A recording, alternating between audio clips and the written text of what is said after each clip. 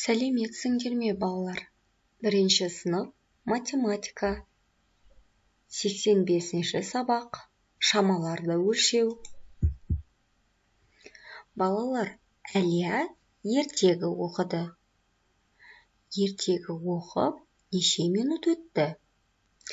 Әлия ертегіні 4-тен 20 минут өткенде бастады. Ол ертегіні 4-тен 40 минут өткенде аяқтады. Арада неше минут өтті? Әрине, 20 минут өтті.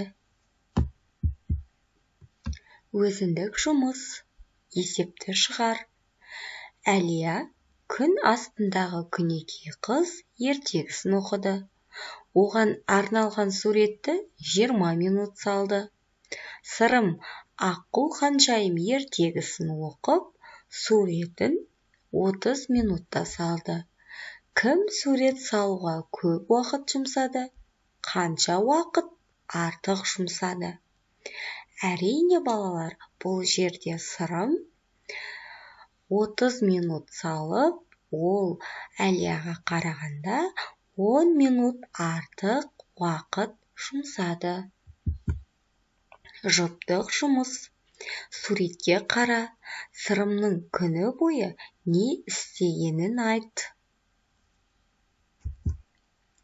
Топтық жұмыс. Есепте. Сен зерттеушісің. Пойыз әр қалада әр түрлі уақытта жүреді. Егер олардың барлығы таңертең жолға шығатын болса, онда қай пойыз басқаларынан ерте жүреді? Қай пойыз соңғысы болып жолға шығады? Суреттерге мұқият қарап, сұрақтарға дұрыс жауап бер. Келесі сабақта кездескенше сау болыңдар.